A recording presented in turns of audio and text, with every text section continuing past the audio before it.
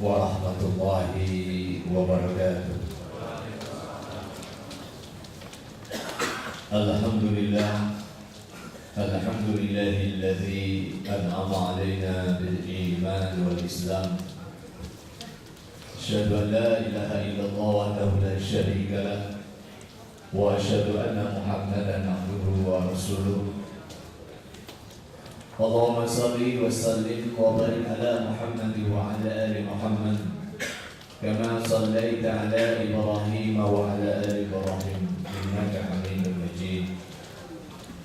Wa ba'du, faqala Allah ta'ala fil Qur'anil Karim, a'udzu billahi minasy syaithanir rajim. Yarfa'illahu allazina amanu minkum wal ladzina utul ilma darajat. Innama yakhshallaha min ibadihi al-ulama.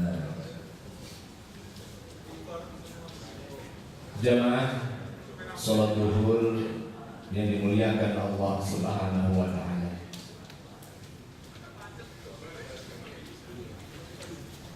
Tatkala Allah menurunkan Adam alaihissalam sebagai khalifahnya di muka bumi, Allah bekali beliau dengan sesuatu yang sangat eksklusif, sesuatu yang sangat khusus, yaitu ta'lim alias ilmu. Wa'allama Adam al-asma'a kullaha thumma 'aradahum 'ala al-mala'ikati faqala anbi'uni bi asma'i ha'ula'i in kuntum shadiqin. Dan Allah dia ajarkan kepada Adam nama-nama segala sesuatu. Lalu disodorkanlah pertanyaan itu kepada malaikat seraya berfirman, katakanlah apakah semuanya itu wahai malaikat jika kalian benar dalam anggapan kalian. Bagaimana Allah membekali manusia dengan ta'lim alias ilmu? Karena dari ilmu inilah akan terjadi thaqafah, peradaban dan kebudayaan. Bisa dibayangkan kalau Adam alaihissalam lahir turun ke bumi, lalu tidak dibekali dengan ilmu, maka yang ada adalah abad kegelapan, abad kemunduran, kebodohan, dan lain sebagainya. Tidak berlebihan kalau Syekh Yusuf Al-Qaradawi mengatakan bahwa akal bagi manusia merupakan al-minhatul kubra, alias beasiswa terbesar, alias pemberian terbesar dari Allah Subhanahu wa taala kepada manusia. Ini sebuah pemberian yang tidak bisa dihargai oleh apapun. Al-minhatul kubra. Tanpa diminta, tanpa dipinta, Allah sudah membekali seorang khalifahnya di muka bumi dengan ilmu. Oleh karenanya, bagi seorang pekerja muslim, produk pemikiran kita, produk akal kita, produk segala intelektualitas kita, semuanya adalah harus berporos kepada Al-Quran dan Sunnah Rasulullah SAW, atau dengan kata lain, seluruh produk pemikiran, produk akliyahnya harus merujuk kepada wahyu. Mengapa akal sampai Allah bekalkan kepada manusia sebagai khalifah di muka bumi? Ada 3 alasan kenapa akal sebagai alat untuk ta'allum, alat untuk belajar bagi manusia Allah berikan hanya kepada manusia, bukan kepada yang lain. Ada 3 alasan di sini. Alasan yang pertama bahwa akal itu adalah manatut taklif. Manat taklif artinya apa? Kunci dasar adanya taklif, adanya perintah. Orang yang tidak berakal, orang yang tidak punya akal, dia bebas dari taklif. Makanya orang gila nggak ada kewajiban. Orang tidak berakal tidak ada perintah. Makanya ketika Allah Subhanahu wa taala membekali kita dengan akal, lalu kita bekerja, Di sanalah hadirin, hanya dengan akal kita dapat kehormatan oleh Allah Subhanahu wa taala untuk wa'bud rabbaka hatta ya'tiyakal yaqin. Bagaimana menghamba kepada Allah sampai ajal tiba. Karena akal inilah sebagai manat at-taklif alias titik dasar standarisasi datangnya taklif atau tidak. Makanya orang yang majnun, orang yang gila itu dibebaskan dari segala taklif. Perbuatan apapun baik jelek dari orang gila tidak punya konsekuensi hukum di hadapan Allah Subhanahu wa taala. Bebas.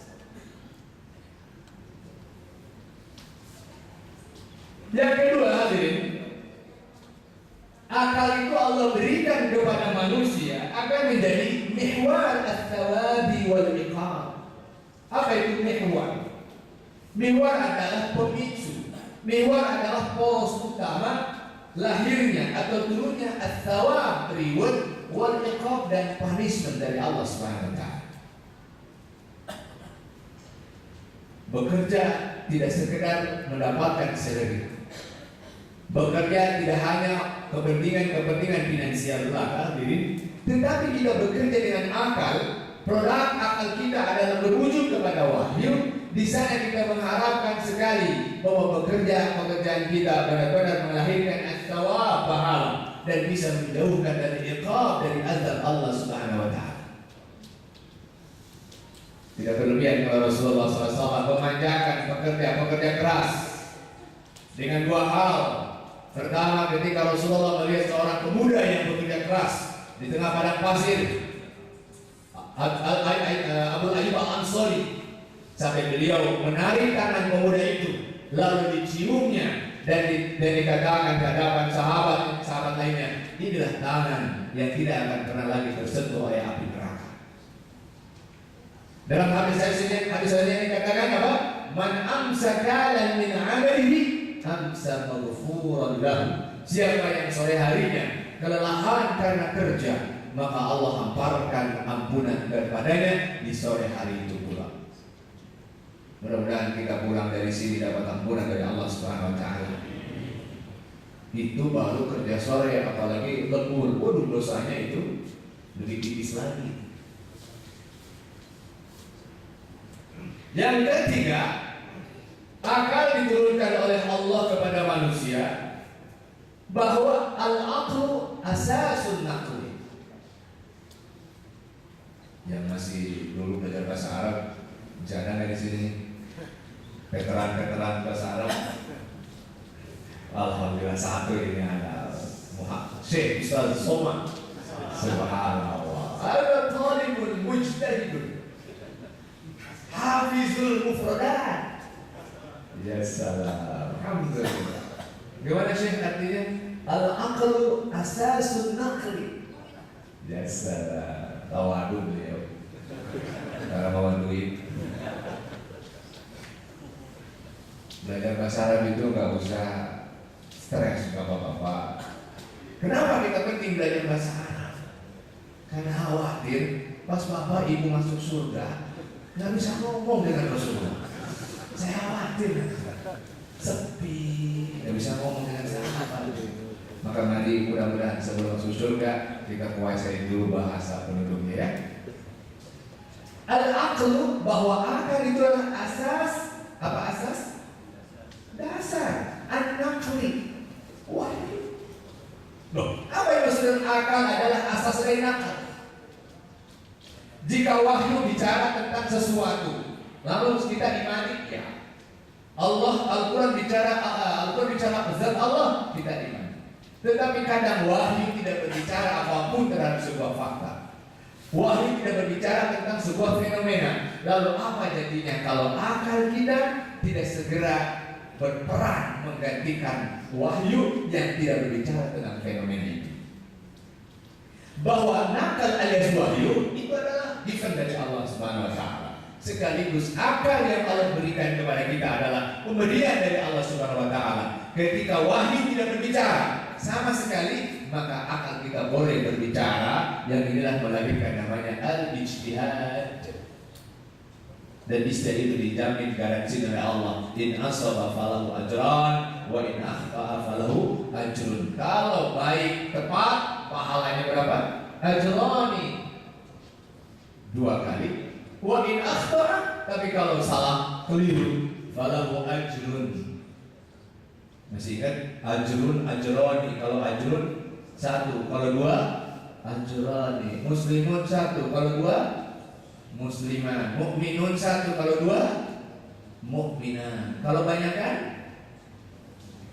mukminun atau mukminin. Gampang lah, mukminun, mukminin, ya. Muslimun, muslimin. Ma'irun, ma'irin, ma'irot. Allahumma qbillah warhamha wa'afiyah wa'fu'ana. So dengan wafatnya ma'irot banyak yang berduka. Al-aqlu asasunah. Wahyu ada tidak berbicara. Wahyu sudah berhenti. Wahyu sudah finish. Tetapi kasus atau peristiwa terus terjadi.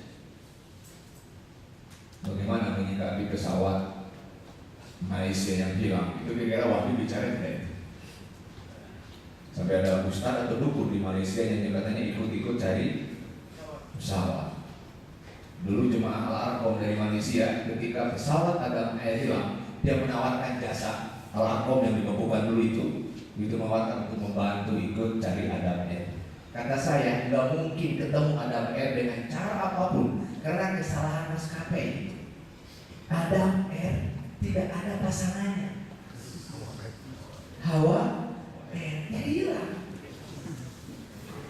Ini sebenarnya kesalahan dari maskapai. Hawa tanpa Adam, Adam tanpa Hawa bermasalah. Sayang tidak ada televisi yang membuat pernyataan saya. Buat ini kasusnya. Jadi buat nama itu yang smart gitu ya. Tidak punya pasangan aja hilang, apalagi inilah. Bahwa akal bisa membetulkan, menguatkan wahyu. Bahkan akal bisa mereplace wahyu tatkala tidak ada konteks, tidak ada teks, tidak ada dalil dari Al-Quran. Makanya dalam ilmu Islam dalil itu kedua, pertama dalil naqli wahyu, yang kedua adalah dalil akli. Awas ini pakai qaf ya Pak ya, al-aqli, jangan pakai kaf. Kalau al-aqli makan, sensitif bahasa Arab gitu ya. Ini dalil akli dengan akli 8 ya, aklun. Seorang pekerja muslim sangat bersyukur kepada Allah dengan 3 hal ini. Dia bisa dikatakan mukallaf karena akalnya. Dia bisa menikmati thawab pahala dan jauh dari ikut karena akalnya. Dan dia bisa mandiri tatkala wahyu tidak berbicara tentang sebab karena akalnya bisa berperan sangat maksimal menuntaskan masalah-masalah yang tidak dinyatakan dalam wahyu. Betapa Islam sangat membahagiakan atau memanjakan manusia sebagai khalifah Allah di muka bumi ini.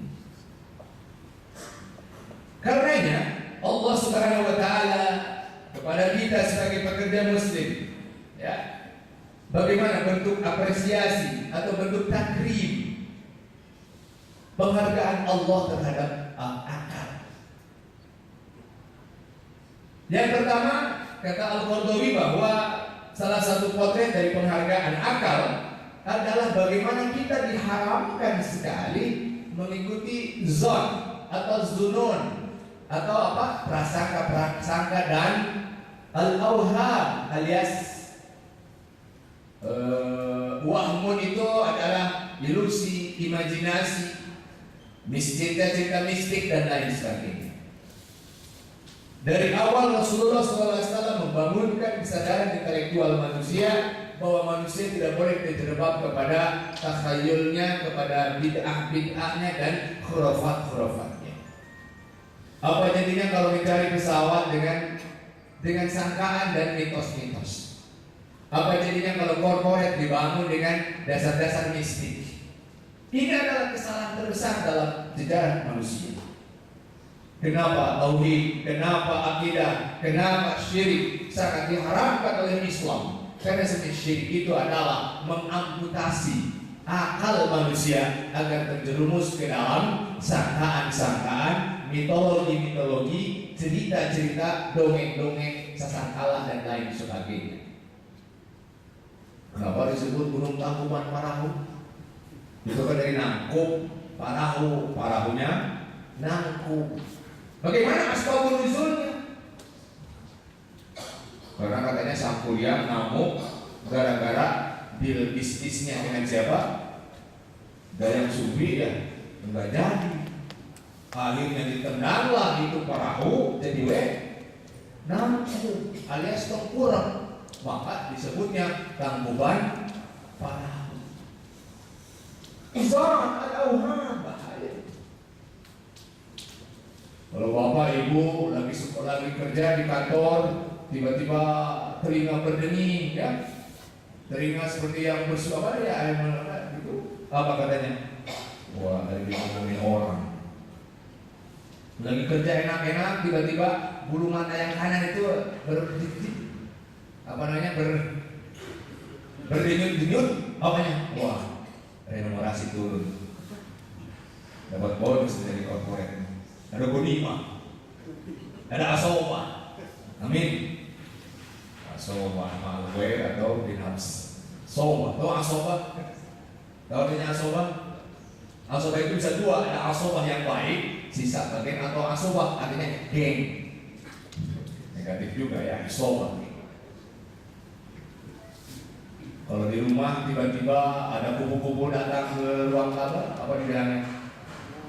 Mau ada tamu. Kalau jalan-jalan, pergian traveling kantor, jangan hari Sabtu. Kenapa? Hari apes.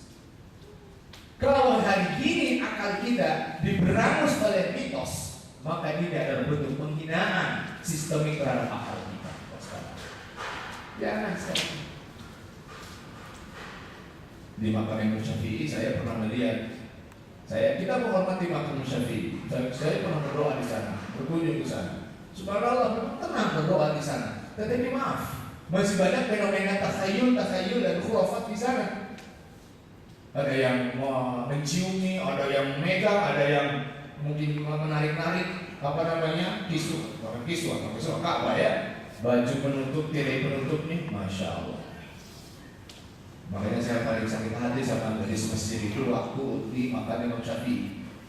Saya berdoa lusuh karena saya masih jomblo waktu itu ya, masih IPTN, Ikatan Pemuda Telah Nikah. Lagi enak doa, tiba-tiba ada gadis Mesir datang juga sendiri, cantik lagi, doa juga di pinggir saya. Saya kan, waduh, bocor dicinta, pulang tiba.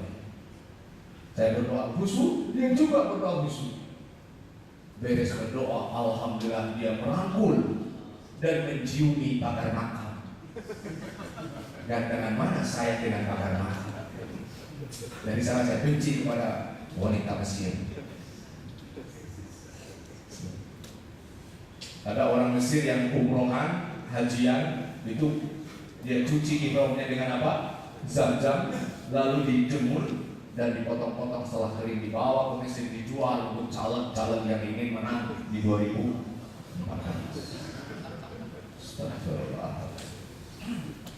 Kalau Muslim India bawa sumber air Zam-Zam, problem kan ke India, karena nanti akan terjadi pertempuran antara air Zam-Zam dengan air gamba. Nah makanya banyak Muslim India susah bawa. Please, jangan sampai jamaah Telkom masuk pada khurafat. Jangan sekali-kali. Harus cerdas sekali. Karena bahaya sekali Allah memuliakan akal manusia dengan diharamkannya zon, sangka, mitologi, mistik, tapi kita sendiri terjebak kepada itu. Waliyahzubillah. Yang kedua, Allah memuliakan akal manusia ada dengan apa? Haramnya taklid dan fanatik buta. Kenapa Allah sangat mengecam orang-orang musyrik?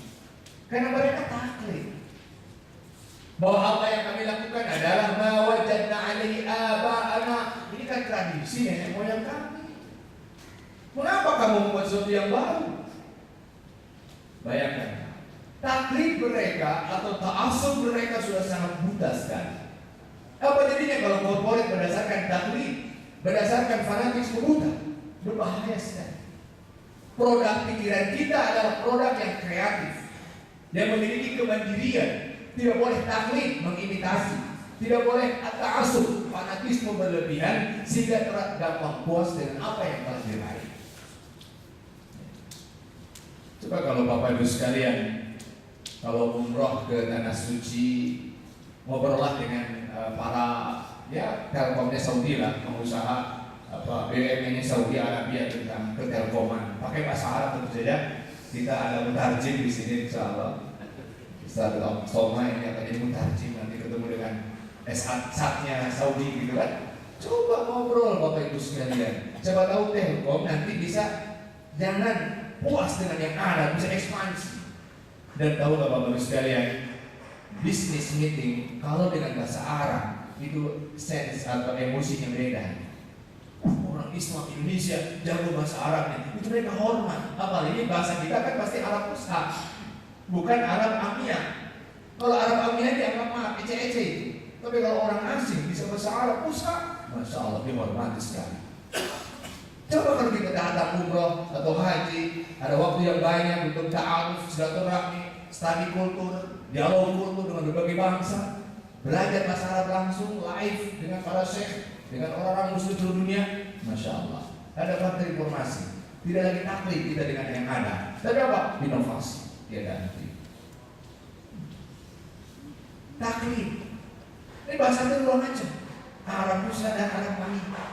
Coba bilang, saya naik damri, lalu ketemu tukang sayur. Damrinya Cairo ya bisa ya. Naik ketemu dengan tukang sayur. Saya ngomong ke si Mang itu tentang ingin nanya lokasi Al Azhar itu di mana. Ya Amin, aina taqa Jami'atul Azhar? Dia jawab, Sadaqallahul Azim. Bahlu itu kan. Saya masih serius, dia mah nyebutnya Sadaqallah. Biasa, apa yang saya omongkan apa? Itu bahasa Quran. Ya, berarti orang Arab udah dijamin Pak, Bu, ya itu bisa bahasa Rusa. Belum tentu. Satu hotel dengan orang Mesir, lihat pakaiannya. Kalau maaf dari pedesaan, besok sekali ngobrol pakai bahasa Arab Rusa, dia geleng-geleng kepala. Kali apa kamu? Dia harus belajar lagi gitu bahasa Amir, bahasa Proki. Ditanya sama ABG, ya anak 12 tahun. Saya ngobrol sama dia nanya sama saya, Anta madrasah Fair. Dia maksudnya apa? Anta madrasah Fair. Maksudnya mungkin dia, kamu sekolah di mana? Ngomongnya gini, Anta madrasah Fair. Coba maklum dari orang Arab. Allah karim. Artinya tidak semua bisa bahasa Arab Fusha. Makanya kalau Telkom dengan Global Talent pakai bahasa Arab Fusha, proposal dan negosiasinya insya Allah Raja Saudi langsung marhaban bi Telkomiyin wa Telkomiyah. Siap ya? Makanya umrohnya harus smart, harus cerdas, jangan hanya ritual, tapi intelektual. Pembimbing jangan menjawab masalah agama, tapi pembimbing dan menerjemahkan fatwa-fatwa dari syekh yang ditanyakan oleh jamaah. Dan lebih enak, pembimbing belajar lagi, jangan sok pembimbing akhirnya. Nanya tentang Al-Haram, berapa jumlah pintunya, sejarahnya, filsafat nama-nama, Babul Nabi, Babul Malik, Babul Ajiat di pintu Al-Haram. Jangan pembimbing kita tanya mutawib syekh di sana. Mereka lebih otoritatif menjawab. Pembimbing hanya bertarji. Masya Allah. Ini adalah pentingnya kita adalah meningkatkan dan hanya taklid, umrohnya juga taklid. Kalau begitu sih SOP-nya, pulang datang 40, pokoknya kembali itu 40. Tetapi mana intelektualitas, mana belajar bahasa Arab, mana mengkobal sounding dengan lembaga-lembaga yang ada di sana, kasih tilawah tahfidnya, subhanallah, tidak ada. Ini saya kira jadi masalah. Yang ketiga bentuk taklidnya adalah bagaimana Allah Subhanahu wa taala menyuruh kita apa? At-ta'allum alias talabul ilmi. Mobile education, talabul ilmi faridatun ala kulli syai'in qadir.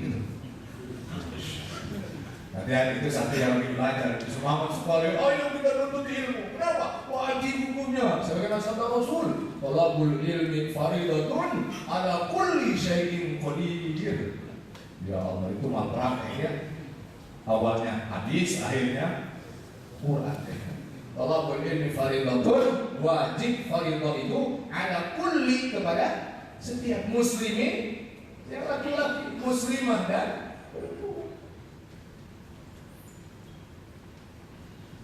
pertanyaan selanjutnya adalah hadirin, di tengah kesenyapan di majelis ini yang mungkin sangat khusyuk sekali, apalagi yang malpraktek salah baca doa, harusnya duduk manis, bacanya bu apa bu? Rabbi zidni ilma warzuqni, dia baca bismika. Doa apa itu? Doa tumor alias ini injury time kalau ceramah pada dulu ini Ustaz Somad sangat menegangkan sekali bagi para pembicara. Ya Allah, apa zona atau space yang diperbolehkan oleh Islam bagi akal manusia? Seorang muslim harus menggunakan akalnya. Pada aspek apa akal seorang muslim boleh dipergunakan agar tidak bertentangan dengan niat awal, motivasi awal adanya akal? Ada dua hal Bapak Ibu sekalian, bagaimana aturan menggunakan akal kita dalam bekerja. Yang pertama, harus patuh secara mutlak terhadap perintah agama yang jelas, walaupun tidak tahu kenapa hikmahnya, apa sebabnya perintah itu. Kenapa sholat?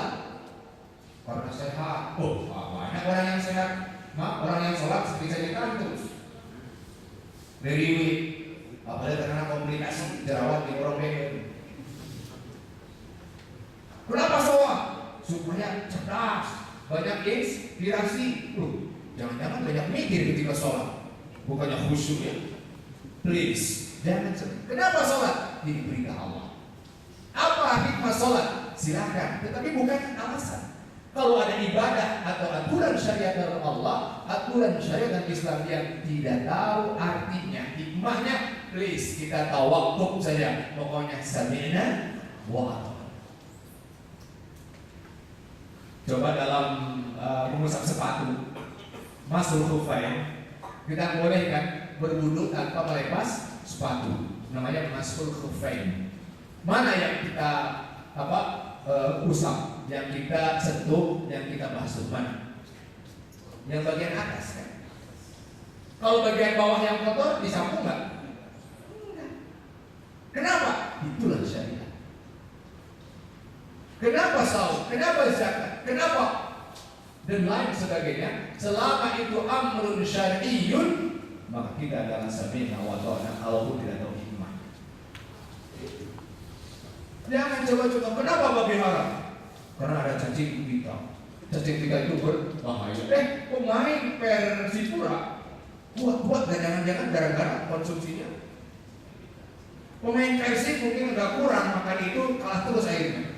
Astagfirullahaladzim. Padahal tidak ada relevansi. Babi, kenapa babi haram? Ayat amar syar'i. Silahkan hikmah medisnya, hikmah lainnya dibongkar, tapi bukan ilah. Ada apa ilah itu? Sebab pengharaman. Nggak boleh, itu milik Allah. Yang kedua, dalam akal kita boleh bergerak, boleh berimprovisasi, padahal apa? Jangan sampai memasuki zona yang tidak bisa disentuh oleh akal atau tidak bisa masuk akal. Dalam teori filsafatnya Profesor Harun Nasution, katanya sih, ini walaupun beliau katanya liberal, tapi ada juga yang bagus menurut saya, bahwa ada 3 hal yang mungkin berkaitan dengan rasio manusia. Pertama adalah rasional, alias apa? Masuk akal. Ya. Yang kedua adalah irrasional, alias tidak masuk akal, mustahil katakannya. Yang ketiga ultra rasional, memang bukan bagian akal. Nah, ghaibiyah, ketuhanan, itu bukan masalah rasional atau irasional, tetapi adalah ultra rasional, bukan zona, bukan akhlak, bukan space akal untuk berbicara di dalam. Tafakkaru fi khalqillah wa la tafakkaru fi zatillah. Boleh berpikir tentang ciptaan Allah, tapi jangan coba berpikir tentang hakikat penciptaan. Jadi ini adalah dasar bagi kita sekalian. Seorang pekerja muslim boleh berimprovisasi, sangat kreatif, sangat inovatif. Jangan taklid, puas dengan yang ada. Jangan terjebak kepada mitos yang tidak bertanggung jawab. Tetapi ingat, akal punya batasan-batasan, mahdudat atau keterbatasan yang tidak mungkin kita lepaskan, kita hindari bersama. Banyak sesuatu yang sangat ultra rasional.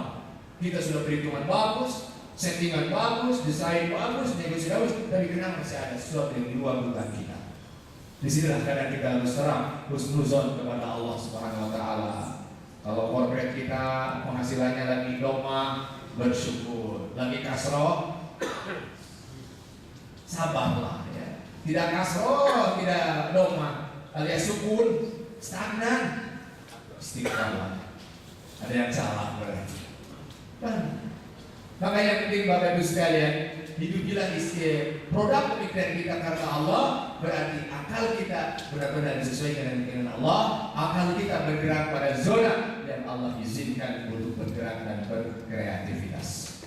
Semoga kita sekalian, akal kita, jiwa kita, pemikiran kita diselamatkan untuk lillah, fillah, dan Allah, agar mendapatkan kesempurnaan taklif, harta, sawab dan ikhlas, serta kita menjadi orang yang benar-benar dimuliakan, diangkat oleh Allah baik di dunia maupun di akhirat.